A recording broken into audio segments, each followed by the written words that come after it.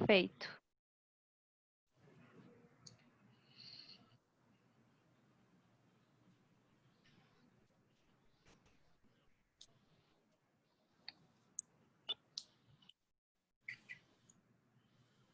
Mais um minuto, Geise.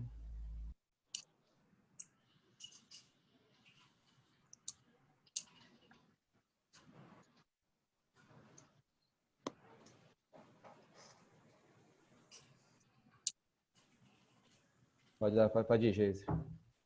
Boa tarde a todos. Estamos iniciando mais uma live do Banco da Ecoval. Todas as quintas-feiras a gente vai trazer um tema, trazer um gestor para conversar com vocês, para trazer informação, para trazer entendimento dos investimentos. Hoje a gente está com um convidado super especial, que é o pessoal da Constância Investimentos. É um parceiro de longa data do Banco da Ecoval, a gente gosta bastante deles. Então hoje a gente vai conversar com o Daniel, que é Relações de Investidores, e com o Cassiano, que é CEO da Constância. Boa tarde a vocês e agradeço aceitar o nosso convite. Boa tarde, Geise, Henrico, Lira, a todos que estão ouvindo hoje a gente na live. É um prazer para a gente estar aqui hoje falando com vocês.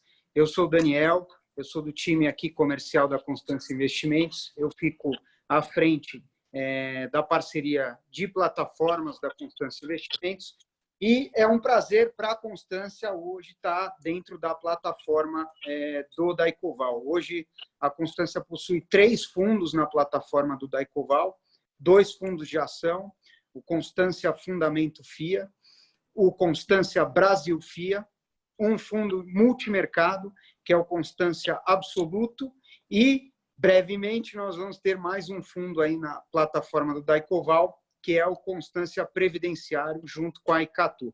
Isso é um fundo novo que a gente lançou na semana passada e muito em breve, se Deus quiser, ele vai estar na plataforma aí do Daicoval.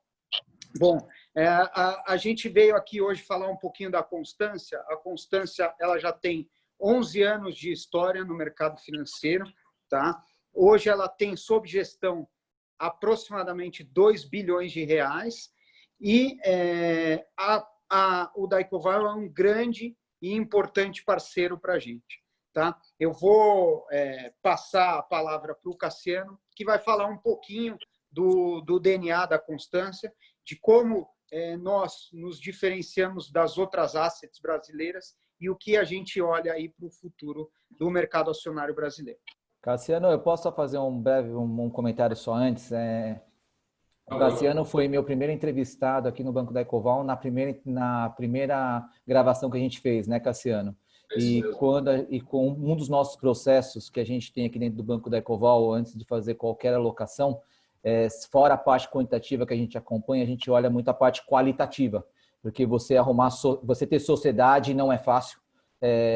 E você tem que saber escolher muito bem os seus parceiros. Então, eu falo assim, eu só queria que você, antes de você entrar, de você começar a contar que tudo isso, eu queria que você falasse um pouquinho dos seus sócios e da parceria que você já tem há muito tempo já. Não é só Constância, é mesmo antes de Constância.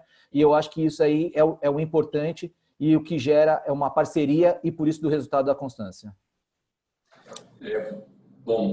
Boa tarde a todos, né? Obrigado pela oportunidade de estar aqui com vocês, Geise, Lira, Henrico. É um prazer sempre falar com vocês e com o público aqui do Daicoval.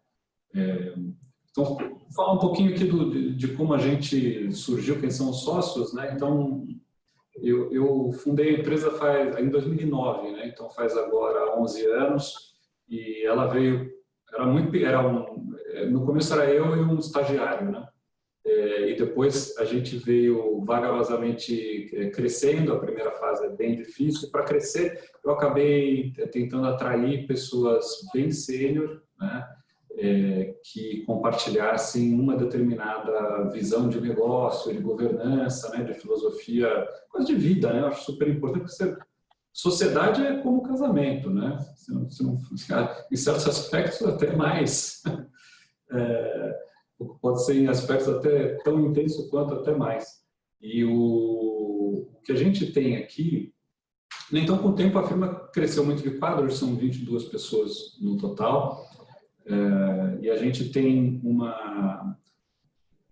estruturação que eu acho um pouquinho diferente da maioria das gestoras, porque é uma estruturação dentro de uma organização bem corporativa, assim. Então, eu sou diretor-geral, a gente tem diretor de gestão, diretor de modelagem de risco, diretor comercial, diretor de compliance, finanças, etc. Todos são sócios em diferentes proporções, mas na gestão do negócio no dia a dia, a sua participação não interessa, na verdade, né? O que interessa é a sua função, é a sua opinião. A gente não deixa uma coisa interferir na outra, né? Do nosso ponto de vista, a função dos sócios, né? Quando você põe o seu chapéu sócio, é escolher os executivos certos. Uma vez escolhidos, né, realmente uma equipe de iguais. Então, uma coisa que eu gosto sempre de dizer é que a Constância é o contrário da gestora da estrela de rock, né? Assim, o gestor estrela de rock.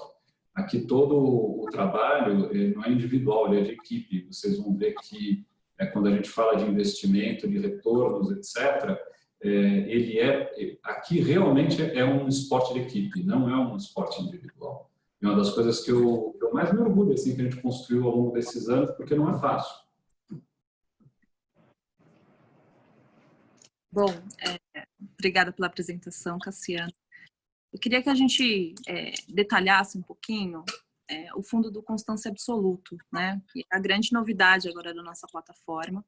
É um fundo multimercado e eu queria que vocês comentassem a importância que vocês consideram na diversificação dos ativos e quais são as estratégias de investimentos que o produto tem, que o fundo possui. Tá. Então, o Constância Absoluta é um fundo multimercado, né, como você colocou. Eu coloco até de início uma observação que eu acho importante, apesar de ser um fundo multimercado, ele tem tributação de renda variável, significa que não tem come cota e que o tributo sobre ganho de capital é 15% somente no resgate. Tá? Às vezes, isso é uma vantagem importante. Esse multimercado que a gente gere, eu preciso colocar ele um pouco no contexto do que existe de produto aí fora, né? Então, a maioria dos multimercados que a gente tem no Brasil são voltados para estratégias macro. Né? Então, são produtos que tomam posições, em geral, direcionais, muitas vezes direcionais, ou seja, eles apostam numa determinada direção de bolsa, de juros, de câmbio, principalmente, e às vezes algumas coisas no exterior, tudo isso. O Constância Absoluto não é um fundo macro, vou começar com essa explicação, ele é um fundo micro. Então, o que eu quero dizer com isso? Tudo que é feito ali dentro, ele é gerido com base em estratégias que nós desenvolvemos ao longo dos anos, ligadas à renda variável. E todas as decisões são feitas olhando a análise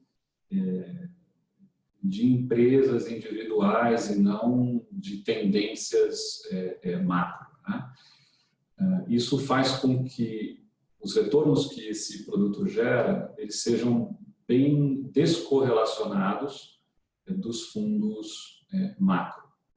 Por que eu digo isso? A gente, todas as estratégias, o que tem de comum, eu vou contar depois, detalhar as estratégias que tem lá dentro, mas o nosso objetivo e o que elas têm em comum é o fato de terem quase nenhuma exposição direcional, tanto ao Ibovespa quanto às taxas de juros mais longas, as NTNBs. Então, o que a gente busca é realmente gerar retornos que seguem uma lógica diferente do se o mercado subiu, caiu, e uma B subiu, caiu. E eu acho que isso vocês vão constatar olhando os nossos retornos históricos, né? Tem uma medida que a gente usa de correlação, né, para ver o quanto você vamos dizer, aderente ao mercado ou não, né, que é o beta, e o nosso beta é 0,1, né, nos últimos 2 anos, o que significa que o que acontece com os retornos do fundo não tem literalmente quase nenhuma relação com o que acontece na Bolsa de Valores ou com o que acontece no mercado de juros.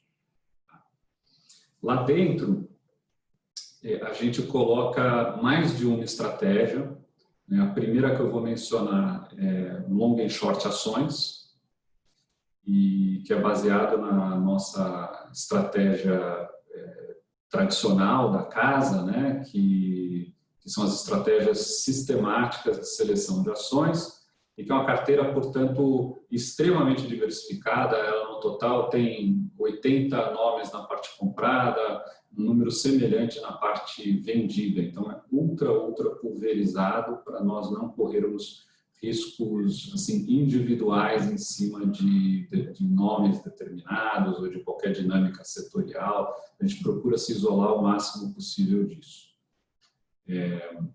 Então, essa é a primeira. E esse long and short, né, essa estratégia é pensada cuidadosamente, é dimensionada para ter uma baixíssima correlação com o mercado de ações. E não andar ligado ao mercado de ações de forma nenhuma. Segunda estratégia que nós adotamos são as arbitragens. Então, o que nós fazemos é tomar proveito de distorções de preço que ocorrem de tempos em tempos no mercado. Em geral, por exemplo, entre o papel à vista e um recibo de subscrição, que dá direito a comprar aquele mesmo papel à vista. Nós tomamos uma posição que se beneficia de uma transação, um fechamento de mercado, uma saída de mercado de capitais que uma empresa vai fazer, que você já sabe o preço que vai ocorrer e esse preço dá um retorno diferenciado por qualquer razão. Então, tem muitos outros tipos de arbitragens, né, dessa natureza, que é a tentativa de você gerar um retorno com um risco bem limitado na tua estratégia. E o terceiro livro importante aqui de estratégia são as estratégias de opções, que usam o mercado de opções para fazer também o que a gente chama de valor relativo, né? Então, você está comprado em opções que parecem baratas, vendido em opções que parecem caras, e fazer isso de forma a que você esteja também aproximadamente em outro mercado. A razão da gente incluir esses três tipos de estratégias, tem uma razão importante, é que elas se comportam de forma bastante independente entre si.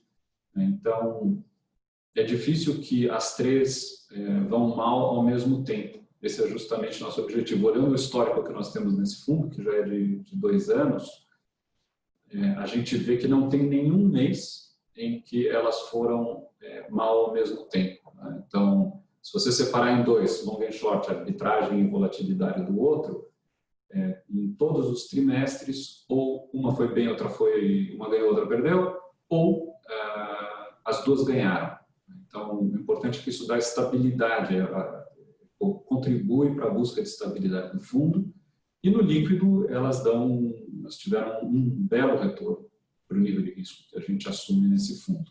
Então, qual é a função desse produto na carteira de qualquer investidor?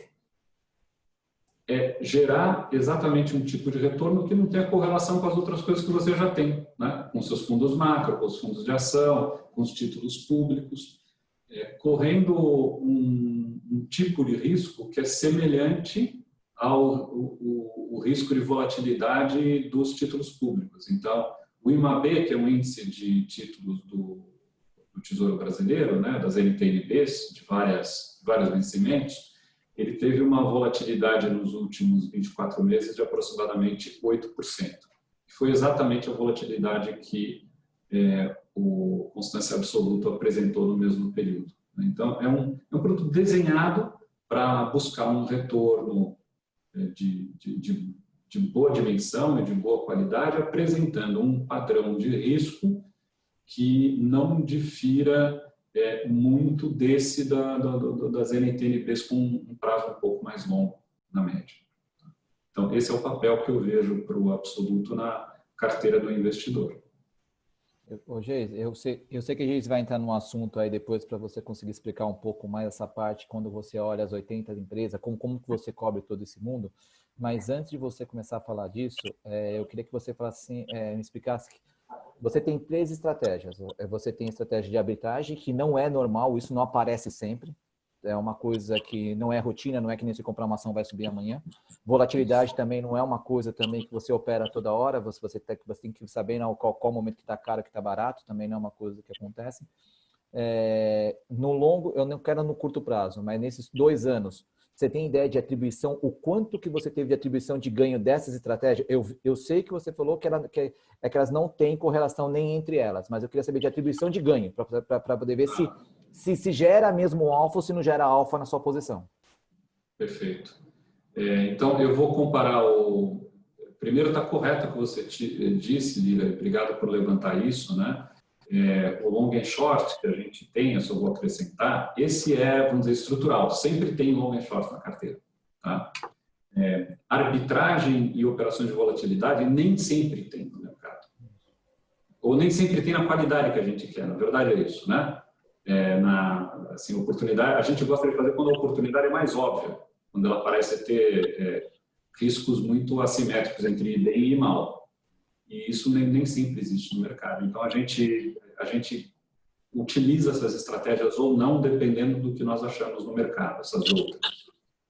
Nós, eventualmente, até fazemos alguma coisa em moeda também, que eu acho que a Geise queria perguntar depois, eu vou explicar. Agora, nos últimos 2 anos, a atribuição entre, de um lado, long and short, do outro lado, as demais, né, é aproximadamente a mesma, meio a meio.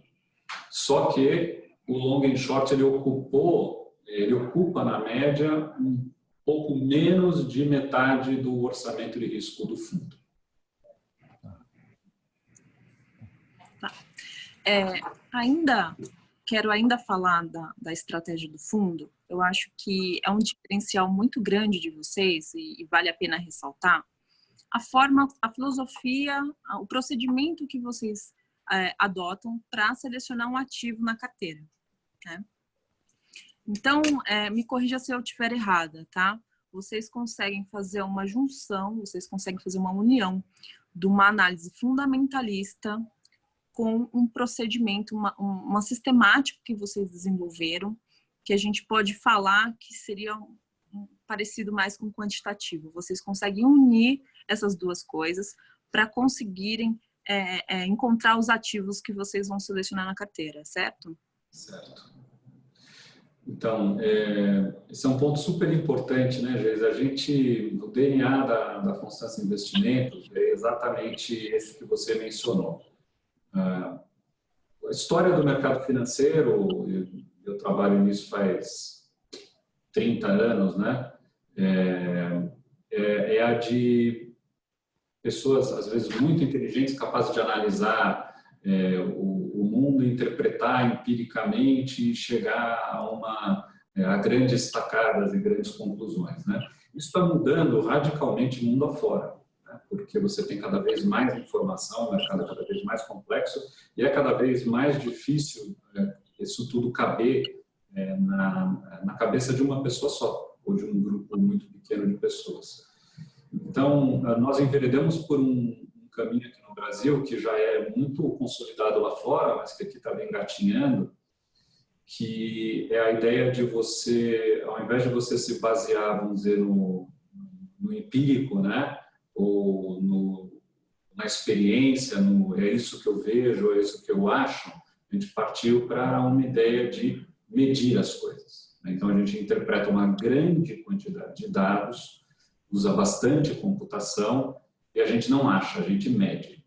Eu gosto de achar o mínimo possível. E a gente investe com base em determinadas regras. Então, nós desenvolvemos aqui toda uma sistemática que analisa todas as empresas do mercado brasileiro de forma fundamentalista, mas, vamos dizer, de forma robotizada. O que a gente tem aqui é um equivalente a uma equipe de análise automatizada, né, eletrônica.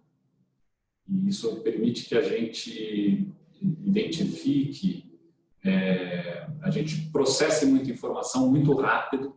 Tá tudo, né? Você imagina o seguinte, né? Quando você está analisando aí centenas de nomes, que é o caso do Brasil, como é que você consegue organizar, vamos dizer, ranquear todas essas oportunidades a cada dia por atratividade, você precisa de uma metodologia. A gente tem um ranking aqui, por exemplo, da ação que nós julgamos mais atrativa até a menos atrativa, que roda todo santo dia e está sempre atualizado com a última informação disponível, porque a gente utiliza a computação para fazer isso, grande banco de dados.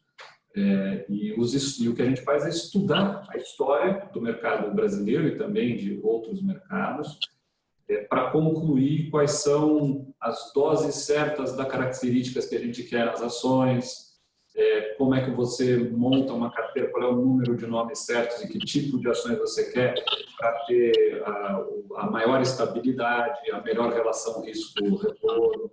Isso tudo é super estudado e o nosso laboratório, em grande parte, é a história. Por isso a gente tem tanto banco de dados aqui, né? A gente tem mais de 20 anos de informações extremamente detalhadas, tanto das finanças das empresas quanto das informações de mercado em si. Cassiano, aproveitando isso que você está falando, né? Desculpa. Não, eu perguntar para você se eu consegui cobrir ou se ficou... Tá perfeito.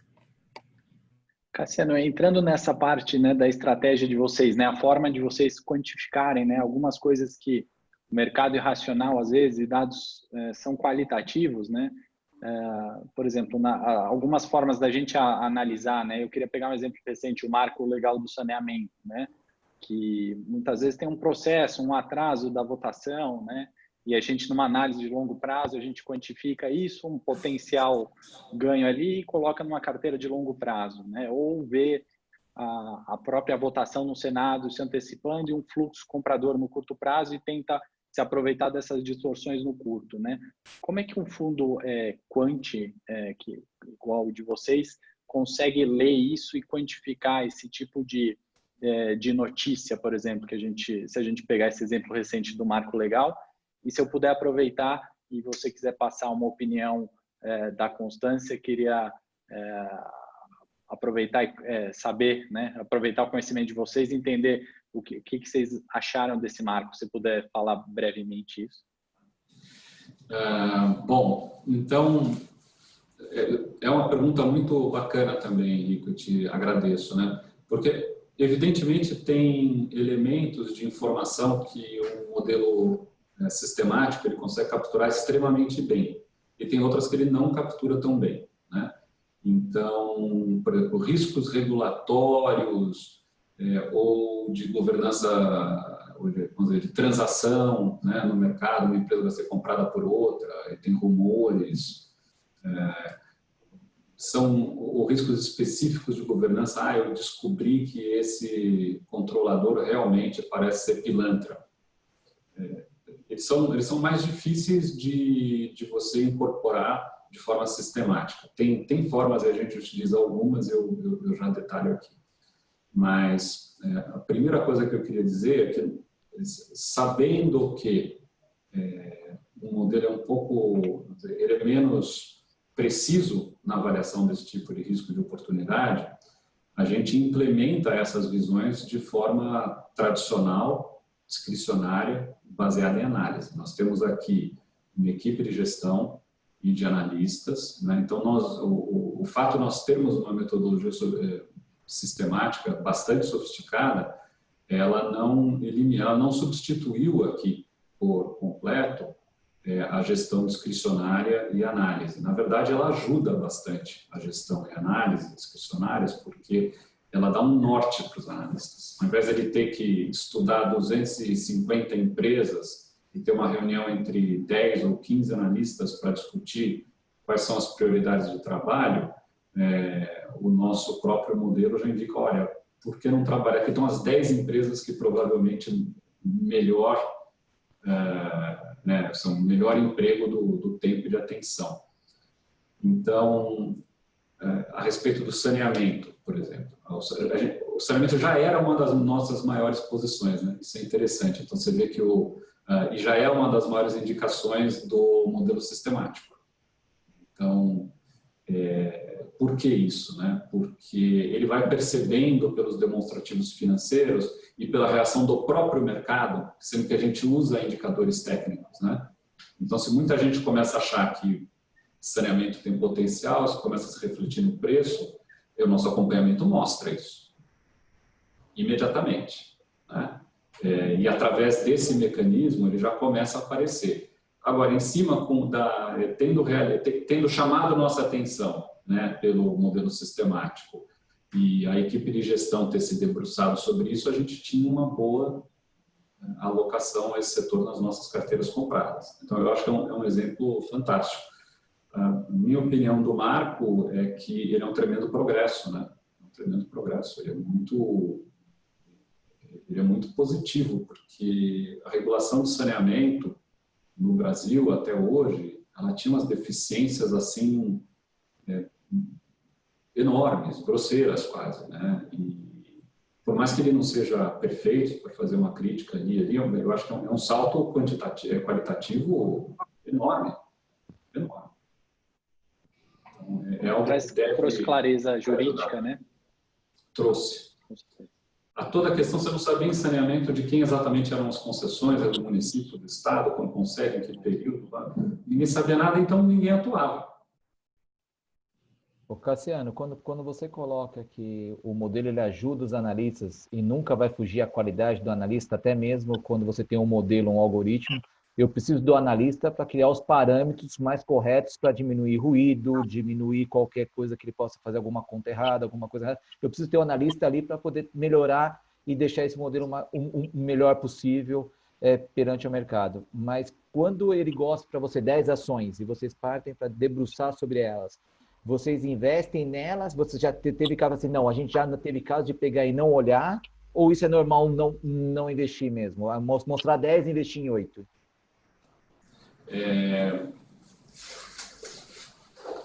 O modelo, ele, na parte comprada, hoje, ele gera entre 80 e 100 recomendações. Tá? Então, é uma carteira altamente pulverizada, muito mais pulverizada que o Bovespa, inclusive. Tá? Porque a gente tem um número maior de ações do que contém o Ibovespa, e elas são o Ibovespa concentrado. Vale, Petrobras, nos bancos, etc. A nossa carteira não é. Então, a maior posição raramente excede 4%. E elas vão caindo de tamanho e tem um monte de posição de 0,2, 0,3. Então, quando os analistas não têm uma visão específica, uma preocupação específica sobre um papel, eles vão seguir a alocação recomendada, né, pela nossa metodologia sistemática. Os ajustes vêm, né, os desvios discricionários, eles são implementados quando existe uma divergência de visão. Quando eu vou te dar um exemplo que eu gosto, porque fui eu mesmo, né? Então, e foi um erro, de uma certa forma, que apareceu uma certa vez uma recomendação, era grande no nosso contexto, uns 3%, era grande para o nosso modelo, e na PetroRio, que é uma empresa júnior de petróleo, que tem uma característica bem, vamos dizer, especulativa, né?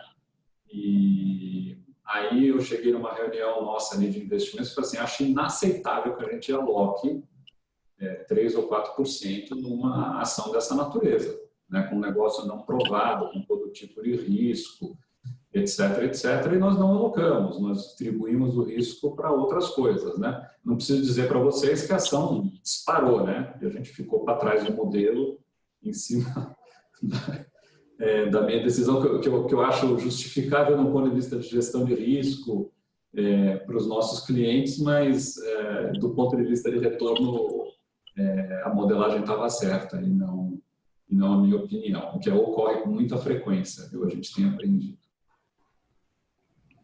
Outra coisa que eu queria mencionar para vocês é o seguinte, quando a gente fala em sistemático, em analista e tal, é lembrar que computador não pensa, né? A gente tem toda uma área de pesquisa e análise que faz a análise e define a metodologia baseado em análise, né? Em visões do que você quer na empresa, do que você quer, como é que analisa uma empresa, quais são as questões que você tem que levar em conta. A única coisa que a gente está fazendo, ao invés de um analista que faz aquilo artesanalmente, vamos dizer, né? Então, a gente faz em escala. Quer dizer, o analista, quando ele termina a análise de uma opção, de uma determinada ação, ele começa a outra do zero, aproximadamente. A gente não. A gente investiu numa determinada metodologia, num determinado arcabouço que consegue fazer análise de todas as ações. Quando a gente faz uma melhoria, é cumulativo. A gente não está saindo do zero novamente. A gente está sempre saindo de um ponto mais trabalhado, né, que contém mais experiência e mais informação gradativamente. Então, lembrar que o uso da computação, da tecnologia, de tudo isso, ele em nenhum momento ele prescinde do ser humano, né? Pelo contrário. É só uma forma de implementar para usar mais informação com mais agilidade. Perfeito.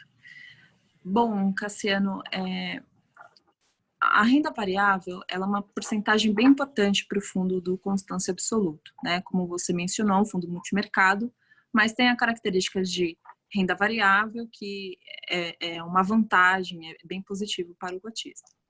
Só que, além de renda variável, o fundo pode investir em câmbio e em juros. E aí que eu queria conversar um pouquinho mais com vocês. Câmbio, a gente vê dólar numa volatilidade gigantesca, parece que ninguém chegou numa opinião ainda, a gente não tem um consenso de câmbio de equilíbrio. Juros está sistematicamente baixo, né, com inflação baixa. Vocês estão conseguindo capturar prêmio nesses dois segmentos? Algum, já te explico, né? Em juros a gente não tem feito nada, tá? Mas pode fazer, né? Se tiver oportunidade. A gente pode vir a fazer, não é nosso foco, né? Mas a gente hoje não tem nada desenvolvido, né? Que tenha um caráter sistematizado, dado tudo que a gente falou, que é como a gente gosta de fazer as coisas em qualquer área. A gente fez um pouco de moeda esse ano e teve um resultado bacana, mas não foi em relação ao real, não. A gente só aproveitou o fato da crise do coronavírus ter mexido com moedas no mundo todo. E a gente reparou que tinha havido uns desvios assim tão grandes em algumas moedas que eles não pareciam, tinham escapado de todos os parâmetros que a gente tem históricos e tal, e pareciam muito propensos para uma reversão à média, e essa reversão à média se mostrou verdadeira. Então, eu vou te dar alguns exemplos concretos, né? Nós fizemos um trade do dólar australiano contra o dólar americano. O dólar australiano tinha se desvalorizado de uma forma absurda, quase o real contra o dólar americano, e não parecendo muito fora de esquadro. A outra alocação que a gente fez, que foi muito boa também, foi a coroa norueguesa contra o euro, porque é um país muito ligado ao petróleo, o petróleo caiu, a coroa norueguesa foi para a Bacia das Almas, né? Só que as pessoas parecem que tinham esquecido que o país tem um fundo soberano dos maiores do mundo, e essa ideia de que vai faltar dólar na Noruega, eu acho um troço tão parecia para a gente tão distante, né, de um risco real, e essas coisas a gente monitora, né, tem os nossos critérios e tal, mas a gente só fez pontualmente porque eram distorções muito fortes e muito assimétricas, né? Se não fosse isso, a gente decididamente não teria feito e não fará na média da vida do fundo, tá? E você, assim, e capturar prêmio no real, como você disse, realmente hoje não é fácil, né? A volatilidade do real é a volatilidade de bolsa, para começar. Não parece estar seguindo padrões que a gente consiga identificar. Então, o máximo que a gente fez foi, a gente faz o juízo que o real está desvalorizado, está barato, moeda que está barata. E só que a gente não quer correr o risco contra o dólar, porque você tem todas essas dinâmicas de corrida para a qualidade, de preocupação com a crise, etc. O único jeito que a gente vê de tentar capturar algum prêmio do real é contra outras moedas de mercados emergentes que têm uma dinâmica semelhante ao real, para você não ficar sentado nessa gangorra, que é enlouquecedora. Mas é possível você fazer comparações do real com o peso mexicano, com a lira turca, com o rand sul-africano, com o rublo russo, etc., e chegar a certas conclusões. A gente fez um pouco disso esse ano com sucesso também. Queria até falar, o pessoal, se quiser comentar, perguntar, no Q&A está aberto, a gente vai reservar se der um tempinho no final, senão vamos responder por e-mail. Eu queria fazer uma pergunta, está bastante relacionada à pessoa física, não sei se o Cassiano ou o Daniel querem responder, vocês dividam aí, mas o Lira compartilhou com a gente uma entrevista que saiu na mídia bastante interessante, alguns gestores falando que no futuro tudo vai ser quant, né?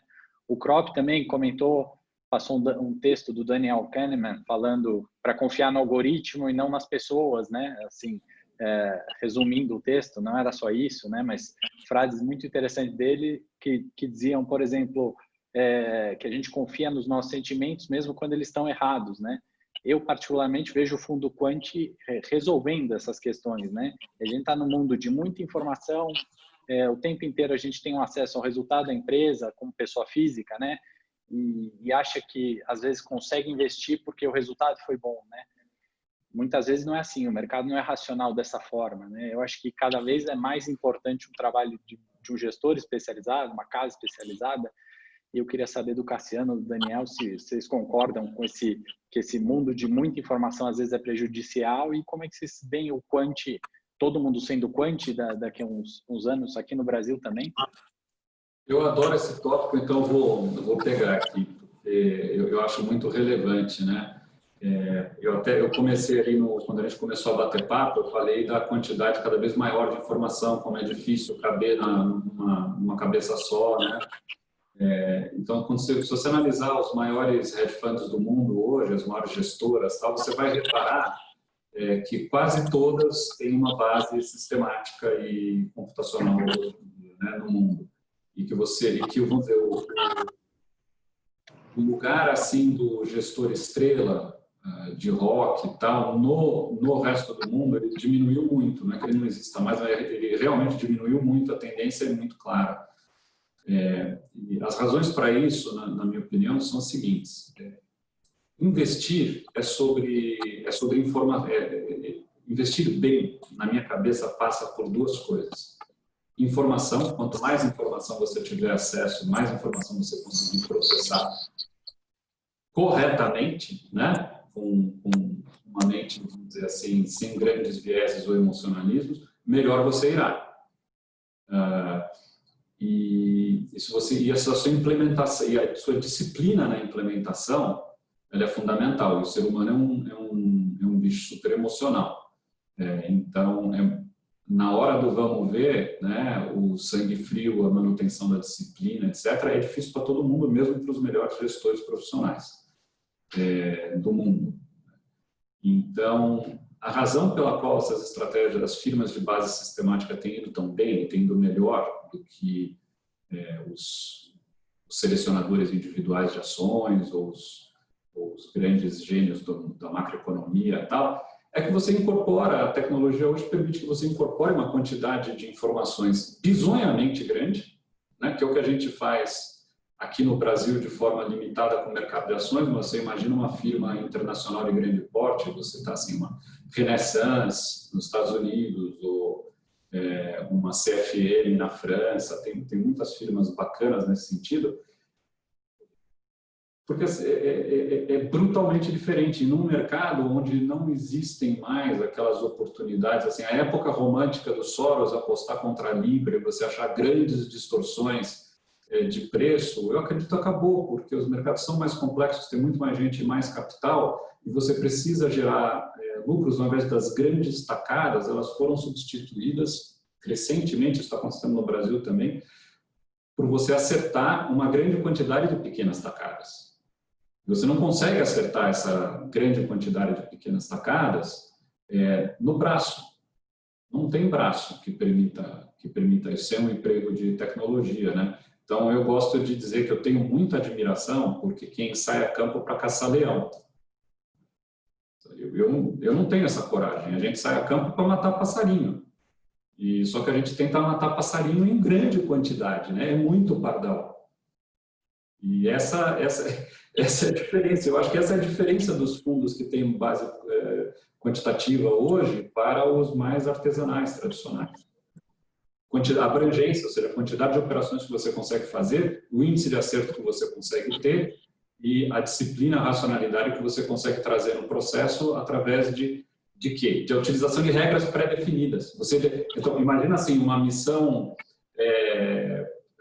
eu vou fazer uma missão para não sei onde, né? Então, vamos pegar, a mais complicada é o cara mandar um foguete para a Lua, vamos dizer assim.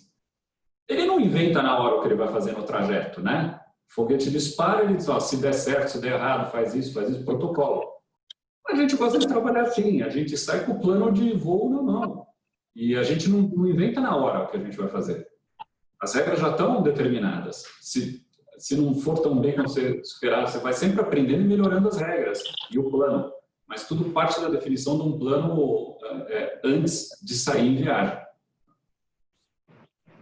Mas então, na sua opinião, que nem o Henrico perguntou aí, só para reforçar, a tendência, o mundo já está desse jeito, o Brasil cada vez mais, eu acho que muitas casas já usam usar modelos, eu não falo quantitativo, os algoritmos continuarem evoluindo e não tomando espaço do analista, que o analista sempre vai ter que existir, mas ajudando cada vez mais o analista nas suas decisões do que cobrir.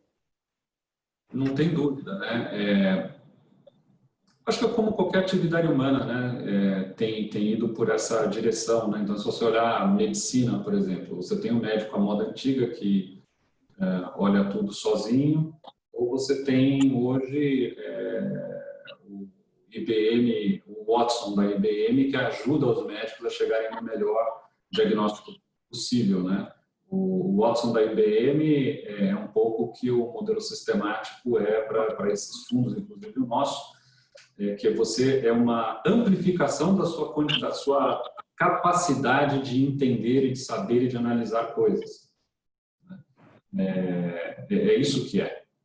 Tá? Então, ele é um grande auxiliar, mas é um auxiliar de poder brutal. Né? Então, hoje em dia, não tem campeão de xadrez que ganhe no computador, né?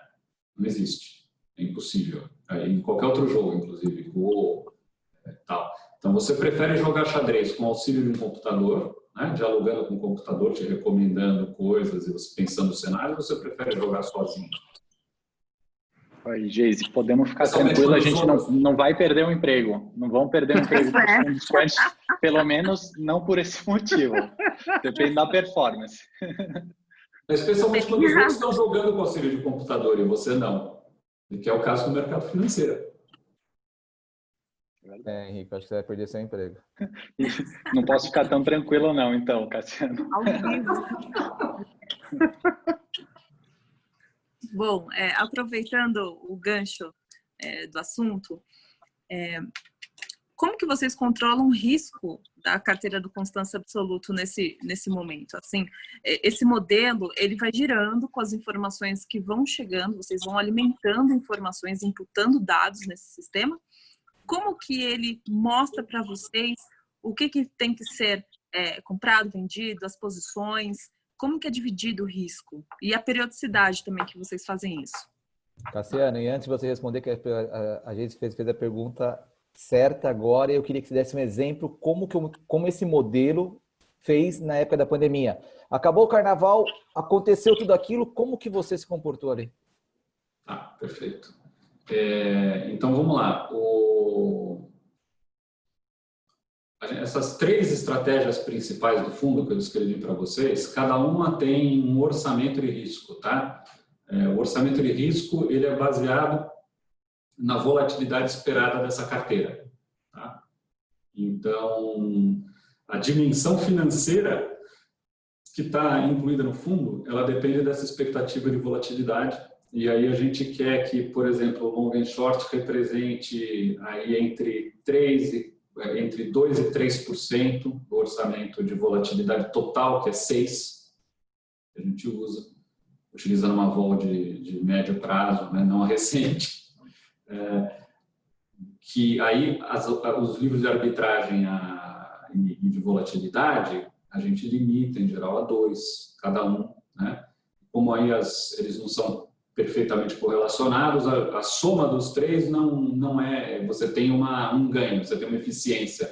Então, você colocar 3, 2 e 2 não dá 7, dá 6, tá? Ou dá 5. Enfim. Então, a gente dimensiona o financeiro das coisas baseado no orçamento de risco para controlar a volatilidade do fundo. A escolha das estratégias em si, ela parte de uma construção que estudou o histórico do nosso mercado de 20 anos e constatou que, na média, elas não andam juntas e isso se provou no teste de fogo mais pesado que foi essa crise do Covid, né? Foi a crise mais severa no mercado financeiro que a gente tem notícia desde 29, mais inclusive que 2008 e tudo isso. Então, o que aconteceu, assim, o Constância Absoluto, ele se saiu bem nessa crise, eu diria, né? Ele mostrou a estabilidade dele, porque ele está acima do CDI esse ano, e na janela de 12 meses, de 24 meses, ele está muito bem, porque em 24 meses ele gerou um total de quase 26% de retorno, né? Comparado com um CDI de 12%, mais ou menos, nesse período, né? E bem consistente ao longo do tempo. Então, é isso que a gente gosta de ver. Como é que a gente, dentro de cada estratégia, como é que a gente implementa as coisas, né? No long and short, a gente tem um processo de rebalanceamento que no mínimo mensal, às vezes mais frequente. Isso porque você reavalia a carteira todos os dias, aí você compara com a carteira existente, o que seria uma carteira ideal, e você chega a uma decisão se vale a pena rebalancear ou não, porque rebalancear tem custos e tem uma vantagem de retorno esperado futuro, né? Então, você tem que comparar o custo de rebalancear com a melhora de retorno esperado. A gente tem uma metodologia para fazer isso, nós rebalanceamos sempre que essa diferença é positiva. Isso significa que os preços mudaram ao longo do mês, ou que surgiram, né, novos demonstrativos financeiros, publicou os resultados, tudo isso, você tem um quadro novo, a atratividade relativa das ações mudou e você reajusta para refletir tudo isso. Esse é o tal do rebalanceamento. Em volatilidade e arbitragem, o que a gente tem são monitores, né? Então, quando começa a ter oportunidades, os monitores começam a piscar e aí você toma uma decisão de incluir um conjunto de oportunidades ou não. Isso tem uma característica, evidentemente, tem uma consideração de gestor, né, discricionária, importante por trás disso, né, de quando incluir, com que nível que eu gosto de chamar de assimetria, né, da raridade, da desproporção da oportunidade em relação ao risco. Então, é assim que a gente pensa essas movimentações. Não sei se falei muito jargão ou não, deu para... Tá perfeito, foi bem esclarecedor. Aí, passando para a nossa última pergunta, a gente vai abrir aí para o bate-papo, tá? Mandem os seus questionamentos que a gente vai responder no final. Eu acho que, para resumir, assim, o Lira e o Henrique quiser fazer algum questionamento depois, a gente está vivendo um novo mundo, a gente está vivendo um novo cenário, né? Tinha um Brasil e um mundo antes do Covid. Eu não posso te falar que é depois do Covid, que a gente ainda estamos, né, vivenciando todo esse momento. Muito em relação à base fundamentalistas que vocês possuem, apesar do fundo, como você mencionou, é um fundo micro, eu queria que você comentasse quais são as expectativas que vocês têm para a renda variável daqui para frente, o que mudou na forma de fazer gestão, se mudou alguma coisa de março para cá. Bom, eu acho que falar um pouquinho do mercado de renda variável, falta um pouquinho também do mercado de juros, né? Porque eles são ligados pelo umbigo, esses dois.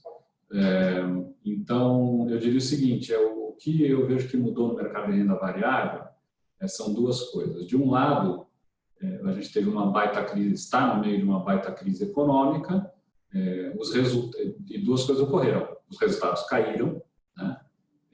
E a visibilidade dos resultados futuros subiu. Então, essas duas coisas são pontos negativos para a avaliação de bolsa, né? Evidentemente que a dose da queda dos resultados da visibilidade varia de setor para setor, de ação para ação. Até por isso eu gosto bastante dos long and short hoje em dia, né? Tem muita oportunidade de valor relativo aí para capturar no próximo ano, na nossa opinião. O segundo coisa que mudou, importante que mudou no mercado de renda variável, foi o custo do dinheiro. A avaliação das empresas, ela tem uma ancoragem sempre na alternativa de investimento, que é o custo de oportunidade dos investidores. E no Brasil, como no resto do mundo, mas no Brasil de forma particular, o custo de oportunidade do dinheiro caiu uma barbaridade. Então, nós estamos aí com uma Selic de 2, eu não acredito que suba. Assim, na verdade, a nossa opinião é que a inflação, esse ano você tem um risco de deflação. Eu acredito que nós vamos viver um cenário de inflação extremamente baixa, de juros muito deprimidos por bastante tempo. Não é uma coisa, esse ano é 2, mas ano que vem vai ser 6. Não vai, na nossa opinião. Como em quase todo o resto do mundo, o Brasil está se juntando a esses países no sentido dessas taxas de juros estruturalmente baixas. Não é um fenômeno novo. Novidade é só a chegada atrasada do Brasil ao resto do mundo, né? E isso impacta o mercado de renda variável de forma muito positiva. Né? Então, qual é o líquido desses dois? Nós vamos ver. Eu acredito que ao longo de... É incerto hoje, não dá para afirmar, com certeza. Mas eu acredito que, com base no que eu já vivi no passado, que nos próximos 2 anos a gente vai ver uma belíssima recuperação dos resultados das empresas e da visibilidade, sem ver uma subida correspondente no custo de oportunidade, no custo do dinheiro, o que tende a configurar um cenário bem positivo para a renda variável, mesmo na presença desse cenário econômico mais difícil. Bom, antes da gente... Quer falar alguma coisa? Comentar alguma coisa? Cassiano, uma coisa que você colocou, eu acho que é importante, isso a gente vem sentindo agora, com a taxa de juros caindo para esses níveis nunca visto aqui pelo Brasil, você pega investidores que estão saindo de LCA, LCI, tentando aumentar o seu risco das posições, né? E você vê que o volume vem aumentando muito. Tá, a liquidez vem aumentando, não só no Brasil, lá fora, por causa de tudo que está sendo feito lá fora também pelo governo americano. O excesso de liquidez vem mantendo essa bolsa em patamares altos. Surpreendeu até mesmo a recuperação, que saiu dos seus 70 e pouco até 96 mil pontos agora. Essa recuperação foi, no meu modo de ver, me surpreendeu. Foi rápida. Foi rápida. Rápida e intensa. Rápida e intensa, exatamente. O modo seu de montar o portfólio no long short, ele não capturou isso, ele capturou? Não, a gente não baseia, Lira, o processo de investimentos nosso numa aposta de se a bolsa vai subir ou cair. É importante dizer, porque o long and short ele é feito exatamente para você tem ações compradas, você tem ações vendidas. A gente dimensiona isso para o risco bolsa líquido ser 0, na média. Então, a gente não tem nenhuma aposta, né, se a bolsa vai subir ou vai cair. O que tem na avaliação relativa das empresas. A gente acredita que um certo grupo de empresas tem uma probabilidade de subir bem mais do que um outro determinado grupo de empresas. E a diferença entre o retorno daquelas que você está na parte vendida, ou seja, apostando contra, né? E daquelas que você está apostando a favor é que geram o seu retorno. Né? Então, você tem que acertar a relatividade do resultado das ações. Essa é a questão. Na crise do Covid, o que aconteceu foi assim, tudo caiu junto. Essa é uma característica muito interessante, né? E razoavelmente rara. Ação defensiva, ação boa, ação ruim, ação grande, ação pequena, todos os tipos de ação caíram de uma forma não absolutamente igual, mas com pouquíssima diferenciação. Só que esse não é o estado natural do mercado de renda variável, né? Porque as empresas têm avaliações naturalmente muito diferentes. Então, conforme o mercado vai voltando ao normal, as pessoas passam a analisar a perspectiva das empresas, você tem mais visibilidade dos resultados futuros, etc. Inevitavelmente, essas avaliações relativas vão voltar a uma determinada normalidade. Quando elas voltarem a uma determinada normalidade, é que é o ambiente perfeito para as estratégias long and short, estratégias redeadas como essa que o Absoluto contém, que é a estratégia mais perene que o fundo adota. Bom, eu queria convidar os clientes que estão assistindo a gente para acessar o DaiConnect, acessar o aplicativo, olhar o fundo do Constância Absoluto. É um fundo super coeso, consistente na rentabilidade. A aplicação mínima inicial é super acessível, R$1.000 apenas. Nossa aplicação é pela modalidade compra e ordem. Quaisquer dúvida adicional que vocês puderem ter, a gente está aqui à disposição para tirar as dúvidas, conversar, ter papo. Então, acesse o DaiConnect ou acesse o seu assessor de investimentos. Estamos à disposição aí para tirar todas as suas dúvidas. É um fundo muito bom, aproveitem essa oportunidade. É um fundo que entrega retorno em relação ao risco que ele corre. A volatilidade é condizente com o produto. Então, aproveitem. Henrico? Henrico, é sua A gente agora. tem uma pergunta do chat aqui. O João Cassiano está perguntando qual que é o tempo uma pessoa física deve analisar o desempenho do fundo. 5, 3 anos? Não sei se tem uma regra, mas Cassiano, se quiser fazer algumas considerações. Posso roubar essa? Fica à vontade. Vai, fumo primo. Será as honras, Daniel. Obrigado. Eu acho que o primeiro, obrigado, é João, né, que fez a pergunta. Obrigado, João. Eu acho que o primeiro de tudo, você tem que olhar o horizonte ali do que você quer, né, rentabilizar com esse dinheiro, né? Eu acho que esse prazo que você comentou, de 3 a 5 anos, é um bom prazo, principalmente para você avaliar não só a aplicação, mas o gestor que você está aplicado como um todo, né? Como você avalia um gestor? Então, vamos usar aí o exemplo do Constância Absoluto, que é um fundo multimercado. Você vai avaliar o gestor olhando se esse fundo multimercado teve uma correlação grande com os seus pares, se ele conseguiu bater o benchmark, que no nosso caso é o CDI. Então, ao longo de 3, 5 anos que seja, você consegue olhar se o gestor conseguiu desempenhar um papel interessante naquilo que ele prometeu ali fazer, que foi rentabilizar a carteira do fundo acima do benchmark. Então, acho que para a pessoa física, o primeiro é olhar o horizonte, o que ele quer fazer com aquele dinheiro, se é um dinheiro que ele vai precisar daqui a 1 ano para comprar uma casa, ou se ele não vai precisar, se ele quer daqui 10 anos entregar esse dinheiro para o filho dele que vai entrar na faculdade. Primeiro ele tem que definir esse dinheiro, qual a importância vai ter esse dinheiro no fluxo dele. Definindo essa importância, eu acho que você define, basicamente está respondida a pergunta se 3 a 5 anos, ou 10, ou 20, aquele dinheiro vai ser considerado como longo prazo, como um dinheiro que você vai precisar no curto. Então, o primeiro é definir aquilo que você precisa, aquele montante, ele vai ser utilizado em que momento. E o segundo é fazer boas escolhas, né, de gestores e de produtos. E as escolhas você faz aí fazendo um comparativo com os fundos que estão na plataforma aí do DaiCoval.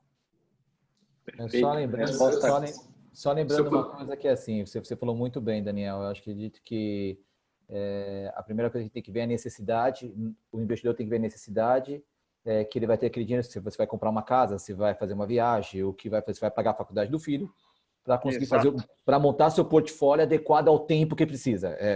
Eu acho que é muito mais você analisar portfólio do que analisar também o produto em si, que é o caso do Constância Absoluto. Mas uma coisa que a gente faz muito aqui dentro de casa, dentro do Banco DaiCoval, e até a Geise acompanha até de vez em quando ficar brava comigo, porque assim, eu não gosto de olhar em janelas fechadas, eu não gosto de olhar mês fechado, eu não gosto de olhar ano fechado, eu não gosto de olhar, tipo assim, eu vou olhar do primeiro dia ao 30 dias, eu acho que de vez em quando você tem que quebrar um pouco essas regras, você tem que olhar do 16º dia até o 16º dia, do 10º dia até o 10º dia, para você ver a consistência que tem o gestor. Eu acho que só assim você vai conseguir saber se ele está entregando o resultado ou se não está entregando o resultado. Então, você olhar em janelas fixas, em prazos fechados, de vez em quando ele pode te enganar. Não que está errado, não é isso que eu estou falando, mas eu acho que se você quebrar as janelas e olhar em janelas móveis, talvez, você consegue pegar uma consistência melhor do gestor e você vê que o gestor entrega assim no longo prazo. Com certeza, porque às vezes você pega um gestor que ele, conforme o Cassiano falou agora, há pouco, você pega um gestor que conseguiu caçar no safari um leão de 300 quilos naquele prazo de 2 dias de safari ali, né? Só que ele ficou 15 dias acampado lá na África e no último dia ele conseguiu matar o leão lá de 300 quilos, né? Tem que ver se nesses 15 dias quantos passarinhos ele conseguiu matar. Eu acho que essa lógica de pegar não em prazos fechados, mas em prazos abertos aí, você consegue pegar uma consistência com certeza maior e melhor daquele gestor, né? Com certeza. Excelente. Tem mais uma... Eu concordo com isso, eu só ia complementar o seguinte, né? Aí, não só para o João, mas para o restante da audiência aqui, que eu acho que você medir qualquer estratégia com um pouquinho mais de risco, você fala assim, me dissessem, Cassiano, pô, vocês foram super bem esse mês, ou super mal, né? Eu falei, bom, não significa nada, né? Exato. Esse semestre vocês arrebentaram ou vocês foram péssimos, também não fico muito, não sou muito sensível a esse argumento, não acho que as pessoas têm que ser, em um ano você já fica um pouquinho mais, acho que 2 anos já é mais revelador, né? 2 anos é mais revelador. A janela de 3 a 5, eu acho que no mínimo você já tira os idiotas, já tira do jogo, com certeza. Né? Agora, mais umas perguntas aqui. Esse é um super gestor, talvez você precise de mais tempo ainda. Tem mais algumas perguntas aqui no Q&A. Eu vou ler a pergunta do J. Faria. Ele pergunta quais as chances das taxas de juros no Brasil se manterem nesses níveis de hoje, se nos Estados Unidos houver pouco provável uma inflação causada pela desvalorização do dólar. Na teoria, o BC se pauta pela nossa inflação, mas eu acho que dificilmente conseguiremos manter a Selic baixa se os juros nos Estados Unidos voltarem aos patamares de 1, 2 anos atrás. Essa é uma pergunta boa e difícil de responder, né? Que já me colocou na saia justa. Eu vou dizer o seguinte, quer dizer, eu acho que sim, eu acho que existe alguma possibilidade de voltar alguma inflação nos Estados Unidos, né? Então, existe alguma possibilidade dos juros nos Estados Unidos, portanto, subirem para tentar combater essa inflação. Eu acho bem certo, não estou afirmando isso de jeito nenhum, mas dá para pensar, ver esse cenário como um cenário realista, né? Apesar que não sei a probabilidade dele, é uma probabilidade provavelmente menor, mas ele pode ocorrer.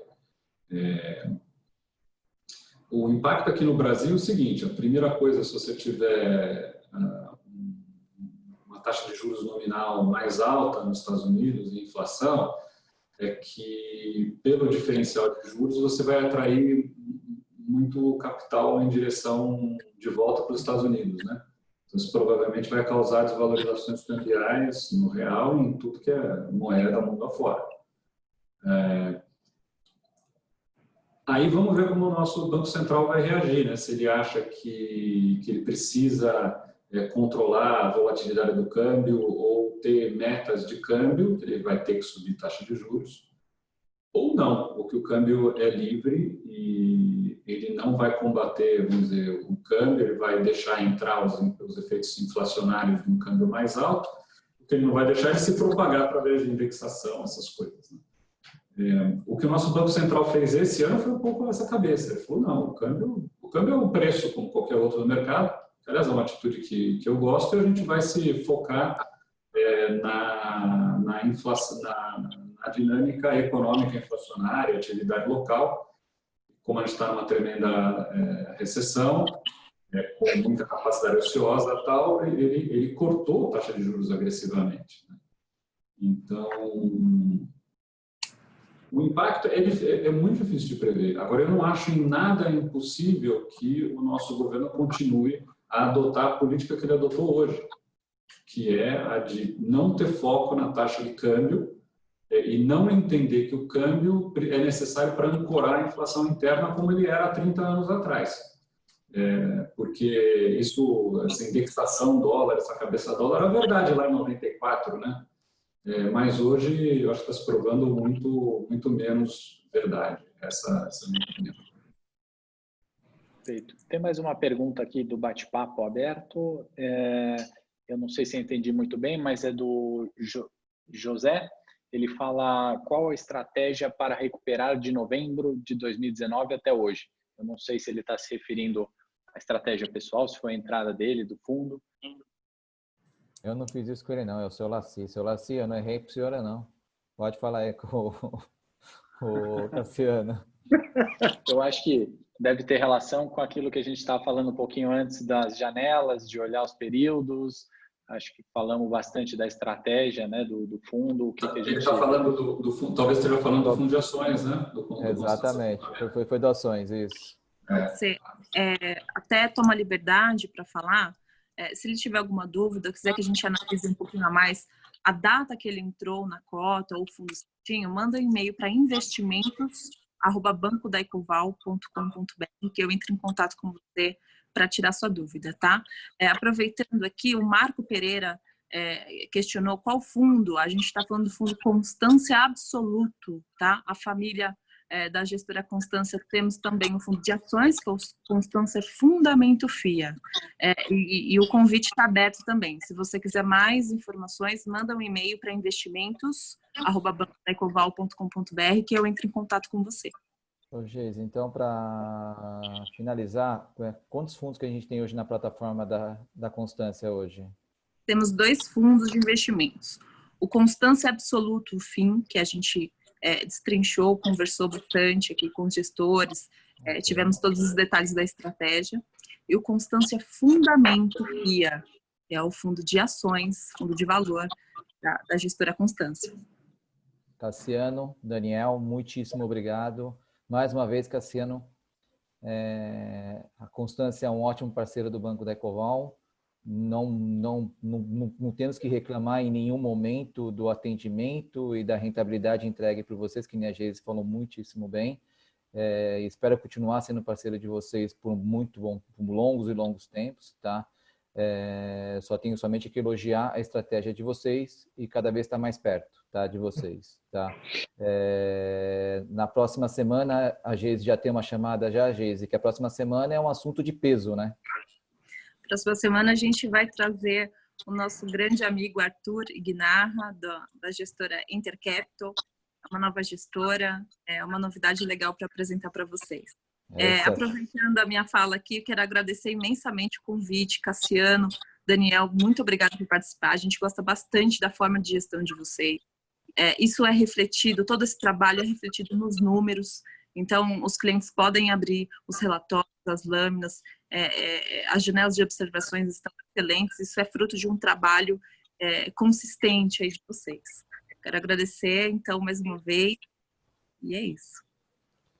Bom, eu vou começar agradecendo o Geise pela oportunidade. A gente conversou bastante para criar esse call, junto com o Lira. Obrigado, Lira, também. Henrico, obrigado pelas perguntas. A gente tem aqui o Daicoval como um grande e importante parceiro da casa. Então, para quem estiver ouvindo e acompanhando essa live e quiser ter mais informações da Constância, o pessoal do Daicoval tem canal aberto aqui com a casa. Se precisarem fazer call com o gestor, se quiserem entender parte de risco, se quiserem entender posição, a gente tem um time de gestão aqui também super à disposição para conversar com quem precisar, a hora que precisar. Cassiano está aqui hoje conversando com a gente e ele é um dos CEOs mais acessíveis do Brasil. Tem muito CEO de asset que não gosta de aparecer. E o Cassiano, quando eu conversei com ele e fiz esse convite, ele aceitou na hora, assim como todos os convites que a gente aqui da parte de RI faz para a nossa parte de gestão. Então, eu só tenho a agradecer e a gente permanece aqui à disposição. Obrigado a todos. E da minha parte, agradecer a ótima oportunidade de estar com vocês e de falar com o público investidor do Daycoval e reforçar que nós estamos à disposição, inclusive para falar do Constância Fundamento, como o senhor perguntou, e outras coisas. A gente está aberto aqui através do Daycoval, estamos à disposição. Também muito obrigado pela atenção, pela oportunidade de falar com vocês. Muito obrigado a todos, obrigado Henrique, obrigado Geise. Até quinta, pessoal, né? Até quinta. E não tem feriado quinta-feira, hein, galera? Vamos trabalhar. Cassiano, obrigado, Cassiano, obrigado, Daniel, um abraço, tchau, tchau, boa noite. Um abraço, obrigado. Boa noite. Obrigado.